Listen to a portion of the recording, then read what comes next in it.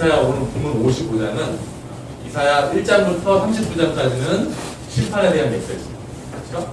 그 다음에 40장부터 55장까지는 그 심판 이후에 회복에 대한 메시지를 말씀한다라고 얘기했습니다. 1장부터 39장까지는 장소가 어디였죠? 장소가 아직은 가나안 땅이 있을 때, 가나안 땅에서 범죄해서 심판을 말씀하실 때, 다 기억하시죠? 그 다음에 40장부터 55장까지는 이제 멸망당한 이후에 바벨론 포로로 끌려왔을 때의 얘기예요. 그리고 55장이기 때문에 오늘 그 멸망 땅에서 포로로 끌려있는 상황에서 하나님께서 주시는 마지막 회복에 대한 메시지. 오늘 설교도, 오늘 본문의 주제도 그러니까 제가 회복의 메시지를 여러분들에게 전달하고 싶어 전달하는 것이 아니라 오늘 본문의 주제가 무엇이다? 회복이다. 하나님께서 마지막 55장이고 56장부터 다른 얘기예요. 55장에 이 회복에 대한 하나님의 아주 강렬한 외침들이 있어요. 너무너무 간절한 외침들. 오늘 본문에 그런 내용이 있다는 것을 염두에 주시고 말씀을 나누시면 좋을 것 같습니다. 우선 1절을 보니까 이렇게 시작합니다. 오호라, 너희 모든 목마른 자들아 라고 시작합니다. 오호라. 이 오호라라는 것은 히브리어로 호이래요. 호이. 오호라라는 뜻은 이 번역본이 성경에 나와 있는 것도 있고 안 나와 있는 것도 있어요. 네, 이제 히브리 성경에 나와 있는데요. 오호라라는 것은 최상급의 슬픔에 대한 표현입니다. 너무 슬플 때 오호라라는 표현을 보죠. 하나님이 슬픔의 표현을 가지시면서 지금 이스라엘 백성들 1절을 한번 보시면 읽어보겠습니다. 1절. 자, 시작. 물러나오라. 그놈의 자로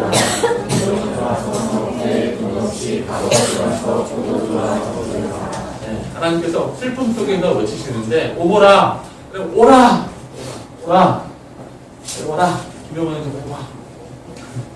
오라, 오라고 하시면서 뭐 파격적인 제안을 하세요. 파격적인 제안. 어떤 제안을 하시냐면 목마른 자다 내가 물을 줄 것인데 그냥 줄 것이다. 그냥 와라. 슬픔에 하나님께서 이걸 보고 있는 거예요. 목마른 사람들이 물을 먹지 못하는 그 상황을 보시기에 그냥 오라. 그 다음에 두 번째 말씀을 보니까 배고픈 사람, 1절 다시 보여주시면 1절에 포도주와 젖을 사라고 했거든요. 근데 포도주와 젖을 어떻게 사라고요? 값 없이. 배고픈 사람들이 있는 거예요. 근데 배고픈 사람들이 있는데 이것을 포도주와 젖을 사서 배고픔을 채워야 되는데 없는 거예요. 살 수 있는 돈이. 값 없이 사라. 공짜로 주겠다는 거예요. 포도주와 젖을 공짜로 주겠다. 그냥 오라. 이 내 백성들아 오라. 라고 하나님께서 이스라엘 백성들을 간절히 부르십니다. 왜 이렇게 이들을 부르시냐면 이들은 지금 목마르고 배고픈데 이들이 했던 모든 생활 속에 이들이 실제로 살았던 그 생활 속에는 이것들이 채워지지 않았던 삶을 살았습니다. 2절에 그런 내용이 나와 있습니다. 2절을 보겠습니다. 2절을 제가 읽어드립니다. 너희가 어찌하여 양식이 아닌 것을 위하여 은을 달아주며 배부르게 하지 못할 것을 위하여 수고하냐. 자, 열심히 은을 달아줬어요. 근데 양식이 아닌 것으로 돌아왔어요. 또 그 다음 말씀 읽어보니까 열심히 은을 달아주면 또 뭐죠? 배부르지 못할 것으로 돌아왔어요. 그들이 수고하고 열심히 은을 달아줬지만 수고해서 열심히 은을 달아줬지만 그들이 목마름으로 채워야 될 그 물을 얻지 못했고 그 다음에 배고픔을 해결할 그 양식을 구하지 못했습니다. 이게 무엇이냐면 저를 한번 따라서 하겠습니다. 이스라엘의 역사. 이스라엘의 역사입니다.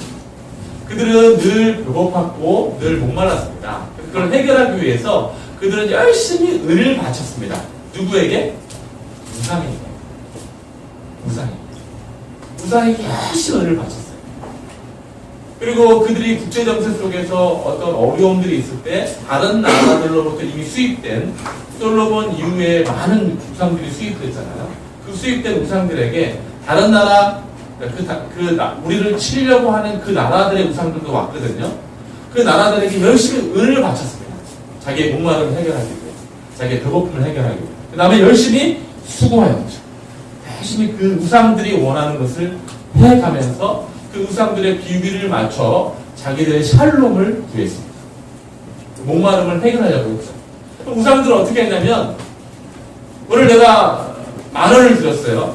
우상은 그 다음날 뭐라고 얘기하냐면, 그 다음에 올 때는 10만 원을 가지고 와. 10만 원을 딱 주면서, 10만 원을 줘서 목마름을 해결받을 줄 알았는데, 우상들이 또 그러는 거예요. 이거 진짜 목마름 해결받기 원하면 100만 원을 가지고. 100만 원을 더 자식이 빚거나 빚을 더하다가 다 해서 은행에 대출받고 해가지고 갖고 오면 그럼 또 어떻게 해요? 몇 배로 뜰까요? 3배 정도 뛰거든. 3천만 원 가지고. 쉽게 이해하면 여러분 집을 살려면 우리가 제가 어떻게 예를 들까 생각하다가 우리가 집을 못 사는 것 같은 느낌?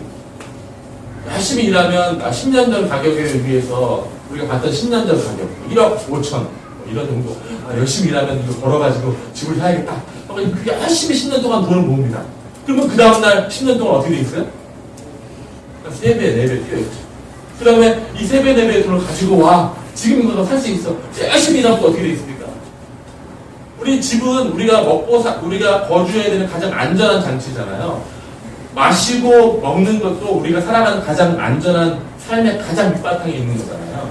그 밑바탕에 있는 것을 가지고 이스라엘의 역사가 그랬던 것이죠. 그걸 채워주면 가져가. 철저한 우상의 경제 논리에 이스라엘 백성들이 늘 영혼이 완전히 다 뺏겨서 그런 삶을 이스라엘 역사 가운데 살아왔던 것입니다. 그래서 목마른 자들아 그냥 오라. 나는 이런 제안들은 배고픈 자들아 그냥 값없이 내가 주겠다 하는 이런 제안들은 당시 우상이 만들어 놓은 철저한 경제 질서의 논리에 보면 대단히 파격적인 것이죠. 이게 사실 좀 이따 얘기하겠지만 하나님 나라의 특징이기도 합니다. 우상은 경제 논리에 따라서 더 어떻게 하면 이스라엘 백성들을 더 착취해서 뺏어 먹을까? 하지만 결국은 얻지 못했거든요. 열심히 가져다 줬지만 그 이스라엘 백성들이 경험한 마지막 결과는 무엇이었습니까? 그냥 바벨론 땅에 포로로 끌려가는 거였어요. 바벨론의 모든 신들의 신전까지 다 모방해가지고 이스라엘 예루살렘을 세웠지만 결과적으로 이스라엘 백성들이 얻은 것은 이스라엘 백성들이 끌려 포로로 결과를 맞이하는 거죠. 그래서 1절에 보면 2절에 보면 배부르게 하지 못할 것을 위해서 그들이 수고했고 그렇죠? 양식이 아닌 것을 위하여서 갈아줬다는 이해하시겠죠? 이스라엘의 역사를 빗대어서 하나님께서 지금 자기가 부른 이 내용의 어떤 은혜들을 다시 설명하고 계신 것입니다. 어쨌든 우상은 이렇게 이스라엘 백성들을 힘들게 했는데요. 하나님의 입장은 전혀 다릅니다. 하나님은 우상이 아니십니다. 하나님은 처음부터 이스라엘을 사랑하셨고 그리고 여전히 사랑하고 계시며 앞으로도 사랑하십니다. 여러분 이 사실을 믿으십니까? 여러분들을 향해서도 마찬가지입니다. 하나님은 처음부터 우리를 사랑하셨고 지금 우리의 형편과 상관없이 우리를 사랑하시며 앞으로도 영원히 사랑하실 것입니다. 이스라엘 백성들은 경제 논리, 우상의 경제 논리에 의해서 지금 바벨론 땅의 헛수고로 인해 끌려갔지만 사실 하나님은 이스라엘 백성을 모르게 이미 하나님은 다른 계획을 가지고 계셨어요.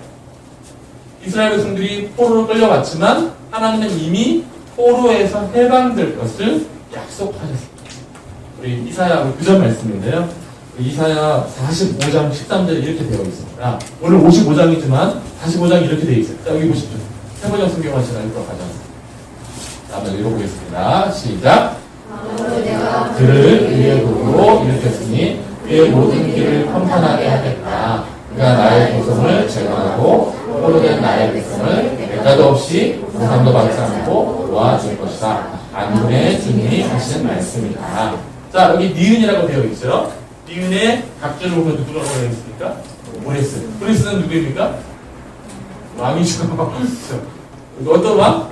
어떤 나라의 왕? 바벨론의 왕. 바벨론의 왕 브레스가 칙령을 내려가지고 이스라엘 백성들을 해방시키잖아요. 근데 그 배후에 누가 계셨다고요? 하나님이.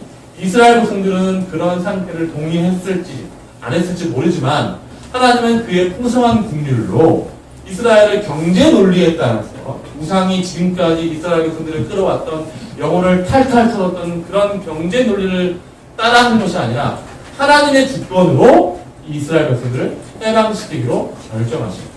근데 이미 오늘 55장이지만 45장에 이미 오레스를 통한 해방을 다 했습니다. 자, 여기서 이 말씀에 보면 이스라엘 백성들이 은을 바쳤기 때문에 해방된 것이 아닙니다. 그렇죠? 또 수고를 여기 나와 있는 것처럼 아까 2절에 나와 있는 것처럼 많은 수고를 했기 때문에 마치 우상이 원했던 것을 줬기 때문에 하나님이 그렇게 하신 것이 아닙니다. 그렇죠? 순전히 이것은 하나님의 주권에 위한 것입니다. 저와 여러분을 다룰 때도 하나님은 우리의 수고와 우리의 은을 따라서 우리와 반응하시고 대화하시는 분이 아니심을 기억해야 합니다. 하나님은 언제나 한결같아요. 지난주에 봤던 말씀인데요. 여기 안 나옵니다. 지난주에 봤던 말씀 한번 찾아보겠습니다. 바로 뒷장인데요. 54장 7절 8절 보시기 바랍니다. 54장 7절 8절 하나님의 자기 주권은 이렇게 말씀하고 계십니다. 54장 7절 8절 두 가지 하나님의 성품이 나와 있는데요. 먼저 7절을 다 함께 읽고 앞에 안 나옵니다. 자, 시작. 내가 당시 너를 버렸으나 큰 긍휼로 너를 모을 것이다. 첫 번째 어떤 것? 큰 긍휼. 하나님이 어떤 일을 행하실 때 은을 요구하지 않아요. 하나님은 그 행함의 주권을 뭘로 결정하십니까? 큰 긍휼. 8절 다음 거 한번 읽겠습니다. 시작. 내가 넘치는 진노로 내 얼굴을 내게서 조심하였으나 영원한 자비로 너를 긍휼히 여기라. 내 구속자 여호와께서 두 번째 성품이 나옵니다. 어떤 거? 영원한 자. 이게 하나님께서 이스라엘 백성들을 다루시는 모습. 큰 긍휼. 그 다음에 그냥 자비가 아니라 영원한 자. 그러니까 저와 여러분들을 하나님께서 이렇게 교제하신다, 사귄다 라는 근거는 우리가 신앙생활 잘했다 못했다의 근거로 하지 않습니다. 어제 나는 그래서 기도를 5시간 한 사람과 내가 풍성히 교제하고 내 말씀을 10시간 동안 읽었던 사람, 그 사람과 내가 친히 더 사귄다. 나에게 헌금을 1억 원씩 드리는 사람에 내가 더 함께하게. 그런 거 아니에요. 내 수고와 은을 따라 하나님이 신앙생활 하지 않으십니다. 무엇과 무엇? 큰 자비와 그죠? 큰 긍휼과 영원한 자비. 여러분과 저를 그렇게 대하십니다. 이런 하나님께서 그래서 1절에 오라 호의 오라고 부르시는 거예요. 오라 나는 정말 값없이 줄 거다. 오라 나는 정말 물어보는 자에게 목마름을 채워주겠다. 이렇게 말씀하십니다. 여기서 하나님 나라의 특징이 나옵니다. 잘 들어보세요. 하나님 나라는 이런 거예요. 목마른 자가 당연하게 목마름을 얻는 것이 하나님 나라예요. 무엇에 의해서? 하나님의 자비와 긍휼에 의해서. 배고픈 자들이 당연히 배고픔을 해결받는 곳이 하나님 나라예요. 무엇에 의해서? 하나님의 자비와. 아픈 자가 그 아픔을 아프기 때문에 해결받는 곳입니다. 하나님의 자비와. 우리 주율이가 또 정말 심각한 질문을 하죠. 아빠, 왜 사람이 아픈데 병원에서 돈을 받아?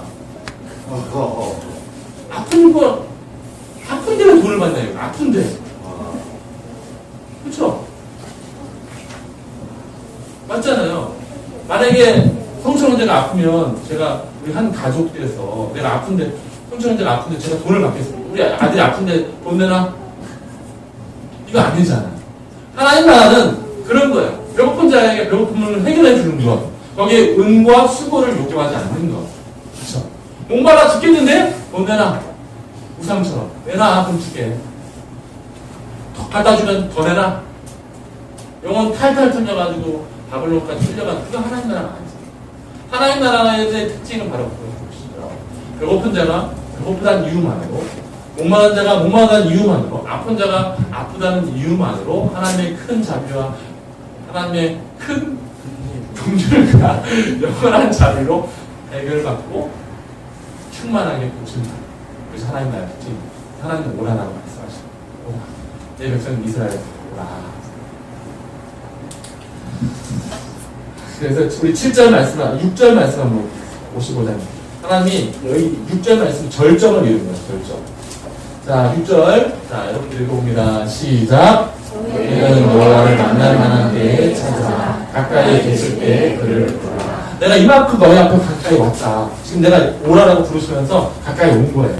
내가 너희를 만나주기 위해서 이만큼 왔다. 지금 오라. 라고 말씀하시죠. 아, 공짜다.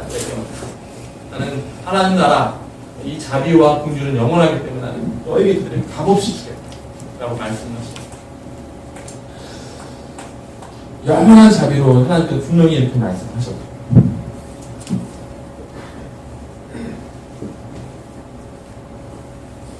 그런데 말입니다.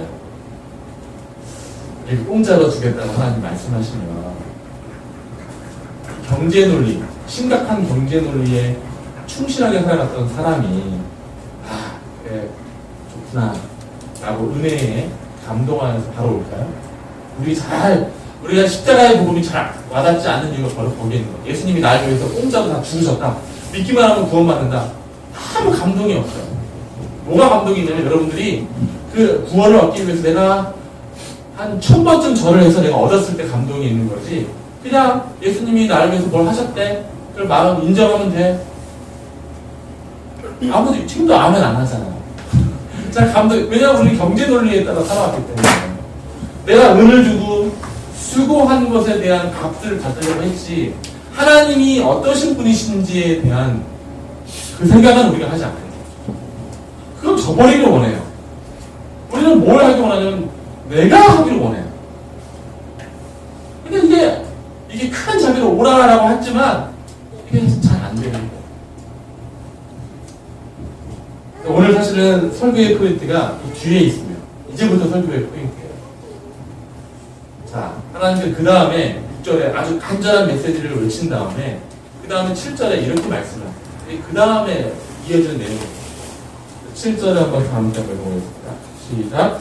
자기는 그의 길을 무리한 자는 그의 생각을 버리고 여호와께로 돌아오라. 이는 그가 긍휼히 여기시리라. 우리 하나님께로 돌아오라. 그러하고 너희를 용서하시리라. 여기서 이제 드디어 악인이 나와요. 악인, 불의, 불의. 우리는 여기를 좀 일단 잘 안 돌아와요. 근데 그 안 돌아오는 것과 악과 불의가 연결된다. 우리는 흔히 생각합니다. 악한 것은 어떤 악한 행동을 해야 악하다고 생각을 해요. 제가 예를 들어서 이유 없이 갑자기 우리 죄송합니다 유자면을 막 죄송합니다 그러는데 그러면 쓰는 게 악인 거죠. 그런 행동을 하는 게 하나님 입장에서는 저기 이 7절 말씀에 의하면 악하고 불의한 것에 대한 다른 정의를 내리시는데 생각이 악하고 그죠? 길이 악하다고 합니다.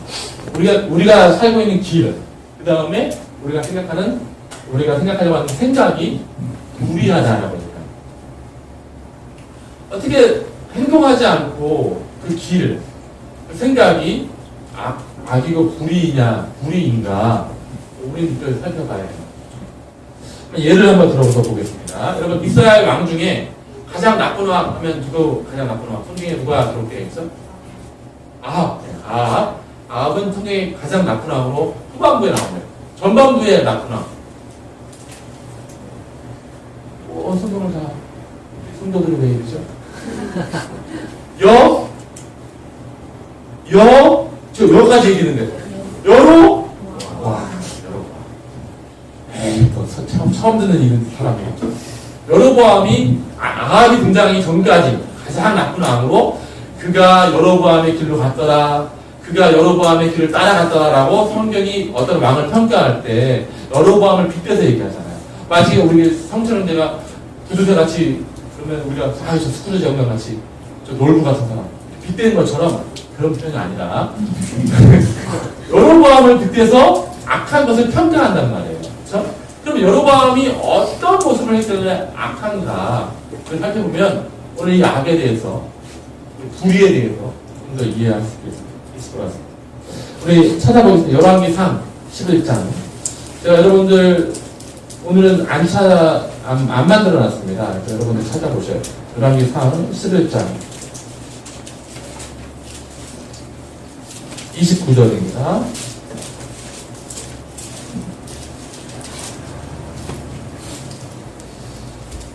하나님께서 여로보암을 왕으로 부르셨어요. 쪼개진 나라의 왕으로 부르셨는데 그 내용이 11장에 나와 있어요. 길어서 제가 읽어드릴게요. 하지만 여러분들이 눈으로 확인을 좀 해보셔야 됩니다.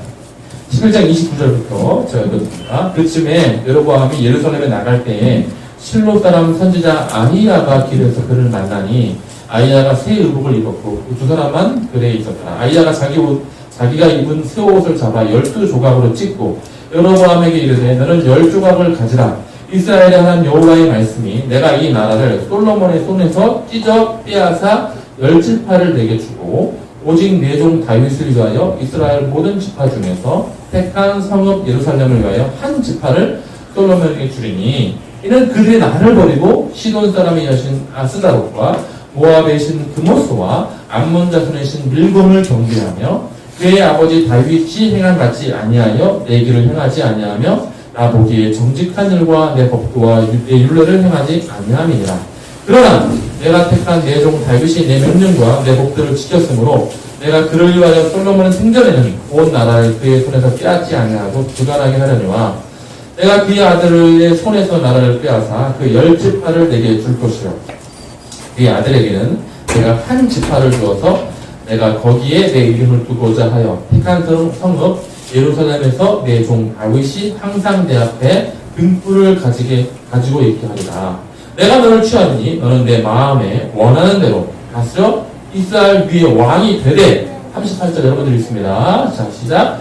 내가 만일 내가 명령한 모든 일에 순종하고 내 길로 행하며 내 눈에 합당한 일을 하며 내 종 다윗이 행한 같이 내 율례와 명령을 지키면 내가 너와 함께 있어 내가 다윗을 위하여 세운 것 같이 너를 위하여 완고한 집을 세우고 이스라엘에게 주리라. 자 여로보암은 하나님께 지금 소명을 왕으로서 솔로몬 이후에 나라가 둘로 나눠지잖아요. 또 아시죠? 나눠질 때 이 나눠지는 나라는 하나는 솔로몬의 아들 르호보암이 차지할 것이고 그 다른 나라에 대해서 솔로몬이 범죄했기 때문에 새로운 나라를 세우시는데 여로보암을 부르신 거예요. 자, 여로보암을 부르신 하나님이 이 부르심이 선합니까? 안 선합니까? 하나님이 선합니까? 안 선합니까? 선하죠. 하나님이 이런 명령을 네가 잘하면 다윗처럼 잘하면 네 나라가 영원할 것이다. 이 소명은 좋습니까? 안 좋습니까? 좋은 거예요. 하나님 명령하신 거예요. 여로보암이 그 길로 가면 됩니다. 나라가 둘로 나뉘어진 이유로. 그런데 12장에 보면 여로보암의 악의 어떤 모습이 나오는데요. 12장 26절, 27절로 한번 가보겠습니다. 여로보암이 한 일을 26절, 27절 보겠습니다. 그의 마음에, 아까 우리가 마음과 길이 잘못됐다고 했는데 그의 마음에 16장에 보면 12장에 보면 26절 그의 마음에 스스로 이르기를 나라가 이제 다윗의 집으로 돌아가리로다. 만일 이 백성이 예루살렘에 있는 여호와의 성전에 제사를 드리고자 하여 올라가면 이 백성의 마음이 유다 왕 된 그들의 주 르호보암에게로 돌아가서 나를 죽이고 유다 왕 르호보암에게로 돌아가리라 하고. 자, 나라가 둘로 나눠진 상태에서 여로보암 보니까 성전은 어디 있어요? 성전은 예루살렘에 있는. 우리가 여로보암이 차지한 땅은 북쪽이고 르호보암이 있는 곳은 남쪽인데 남쪽에 예루살렘이 있었어요. 딱 보니까 그 사람들이 예배하러 남쪽으로 자꾸 가거든요. 그 마음이 어때요? 계속 가게 되면 이 나라가 온전하게 서지 못할 것이고 결국은 내가 쫓겨나가겠구나 라는 생각을 하게 되는 거예요. 그 생각을 하게 된 이유부터 이 여로보암이 그의 길과 그의 생각을 앞장세워 살아. 어떤 것 했느냐? 세 가지를 하게 되는데요. 제일 첫 번째, 28절에 나와 있습니다. 28절 말씀을 보면 이에 계획하고 두 금송아지를 만들고 무리에게 말하기를 너희는 다시는 예루살렘에 올라갈 것이 없도다. 이스라엘아 이는 너희를 애굽 땅에서 인도하여 올린 너희의 신들이다. 여로보암이 세운 게 뭐예요? 금송아지를 뭐라고 얘기했어요? 어떤 신? 그러니까 누구? 그게 누구예요? 하나님이라고 얘기하는 거예요. 여로보암이 자기의 생각과 자기의 길을 따라 하나님을 금송아지로 대체해버렸어요. 하나님이 지금 처음에 여로보암을 부르셔서 하나님의 생각과 길에 대해서 말씀하셨는데 이제는 거꾸로 돼서 자기가 두려운 나머지 자기가 금송아지를 만들고 하나님이 날 따라오시오 라고 금송아지를 하나님과 대입했습니다. 첫 번째. 두 번째 말씀입니다. 31절을 보겠습니다. 31절. 자, 한번 읽어봅니다. 시작. 그가 또 산당들을 짓고 레위 자손이 아닌 보통 백성으로 제사장으로 삼고. 자, 당시 구약에서는 오직 제사를 누구만 드릴 수 있었습니까? 레위인들만 드릴 수 있었습니다. 근데 레위인들은 다 남쪽에 있었거든요. 그랬더니 아무나 다 붙들고 이제 너가 제사지다. 자, 레위인이 제사를 드리라고 명령하신 분은 누구입니까? 하나님이시죠. 그런데 이것도 거꾸로 된 거예요. 이제 여로보암이 정하고 하나님이 따라오는 거예요. 세 번째입니다. 마지막입니다. 32절에 보면 여덟째 달, 그 달 15째 날로 절기를 정하여 유다의 절기와 비슷하게 하고 제단에 올라가되 베델에서 그와 같이 행하여 그가 만든 송아지에게 제사를 드렸으며 그가 지은 산당의 제사장을 베델에게 세웠다. 마지막에 절기를 바꿔버려요. 6월절, 추막절 뭐 이런 절기들을 다 바꿔버려요. 절기도 누가 만드신 거예요? 하나님. 절기마저 바꿈을 통해서 이제 여로보암이 정하고 하나님이 따라오는 일이 펼쳐지게 됩니다. 이게 바로 악이고 이게 바로 불의. 이해하시겠죠? 근데 여로보암이 왜 이런 길과 이런 생각을 하게 되었습니까? 자기가 세운 이 왕이 쫓겨나는 거예요. 두려움 때문에 이런 걸 만들어놨잖아요. 그렇죠? 그럼 두려움 때문에 이렇게 된 거예요. 역전된 겁니다. 하나님이 정하시고 하나님이 정한 길과 생각에 사람이 따라와야 되는데 어느 순간 그것이 역전되어서 내가 두려우니까 내가 막 앞서가는 거예요. 그래서 내가 정한 길과 내가 정한 생각이 있어요. 그리고 하나님 당신도 따라오라는 거예요. 그래야지만 내가 살겠다는 거예요. 이게 바로 불의이고 저와 여러분들이 마찬가지로 이게 오늘 성경에서 지금 회복에 대한 메시지를 정하면서 하나님이 지금 이거를 보고 계신 거예요. 이스라엘 백성들도 지금 바벨론 땅에 있으면 두렵거든요. 그들의 길과 그들의 생각을 막 많이 생각해놨어요. 근데 그게 바로 악이고 불의인 것이죠. 내가 정하고 하나님도 따라오게 하는 거예요. 마치 하나님의 강아지 같아요. 이쪽으로 오세요. 내가 정했습니다. 내가 내 길을 이렇게 정했고 내 생각을 여기 정했으니 따라오십시오. 그분이 하나님입니다. 나한테는 역전된 거예요. 여러분 이럴 수 있습니까?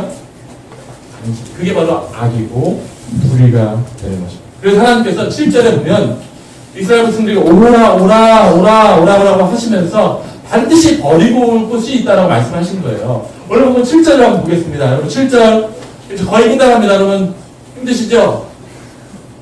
아닙니다. 지훈이 형은 안 힘드세요. 말씀이 다 있죠? 7절 말씀 다 함께 한번 읽어봅니다. 다시 한번 시작. 자기는 그의 길을 위한 자는 그의 생각을 버리고 여호와께로 돌아오라. 돌아올 때 뭘 버리고 오라? 그의 길과 그 다음에 그의 생각을 버리고.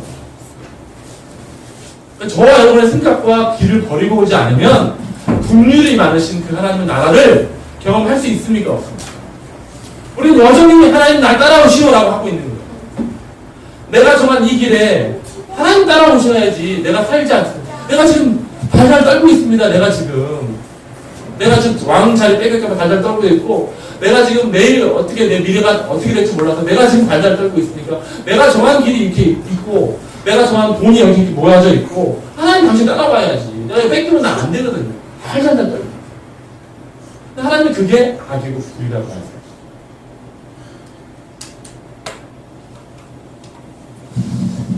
홍수가 났습니다. 홍수가 나서 막 물이 다 불었어요. 막 불이 들어서 근데 보니까 한 여자가 나무에 불이 불어서 겨우겨우 매달려 있는 거예요. 구명보트가 소방관들이 타고 있는 구명보트가 출발해가지고 그 여인에게 한 1m, 1.5m 정도 되는 나무에서 겨우겨우 간신히 매달리는 그 여인에게, 여자에게 내려라, 뛰어내려라. 근데 우리가 받아주겠다.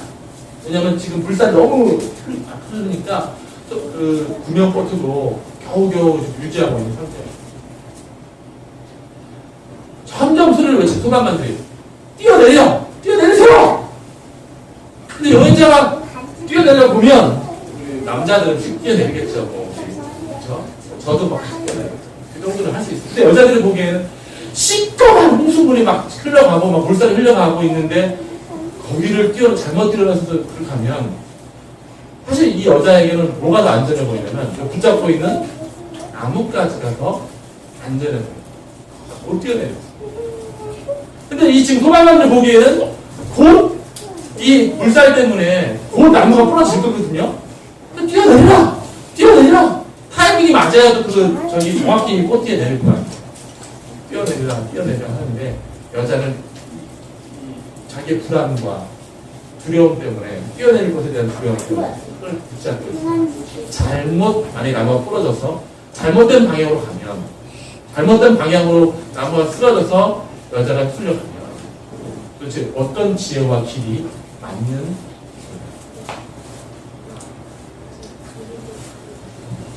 우리는 생각합니다. 하나님 제 길은 이렇게 많습니다.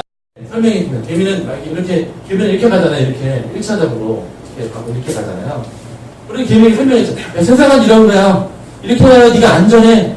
이렇게 개미예요. 우리 개미는 계속 개미에게 그 세상에 대해서 얘기해주면 세상이 3차원 쪽으로 있고 우리가 알고 있는 공기 이런 걸 설명해주면 개미는 못 알아들어요. 왜냐면 그렇게만 사니까.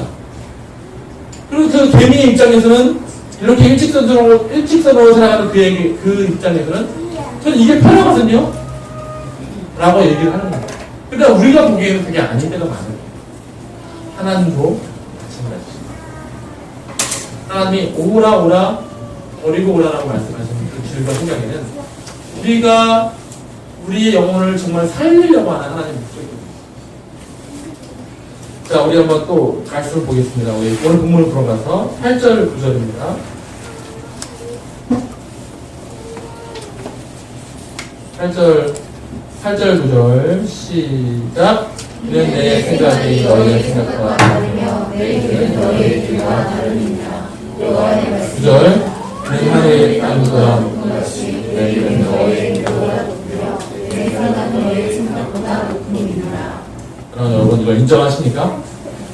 하나님의 생각과 인간의 생각이 다르고 하나님의 마음과 인간의 마음이 다르며 하나님의 길과 인간의 길이 완전히 다름을 이해하십니다. 우리는 비와 눈이 오면 불평합니다. 왜 비와? 왜 눈이 와? 차가. 근데 이 10절을 보면 비와 눈이 내려서 다시 우리의 생명인 양식으로 돌아오고 있어요. 10절을 읽어봅니다.